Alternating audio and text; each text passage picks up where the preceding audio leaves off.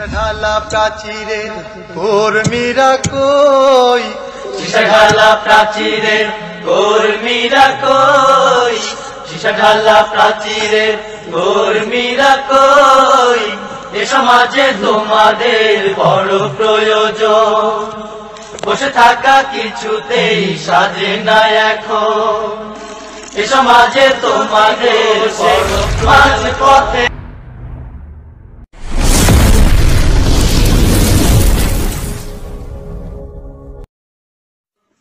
ঢালা প্রাচীরের কর্মীরা কই, ঢালা প্রাচীরের কর্মীরা কই, ঢালা প্রাচীরের কর্মীরা কই, এ সমাজে তোমাদের বড় প্রয়োজন।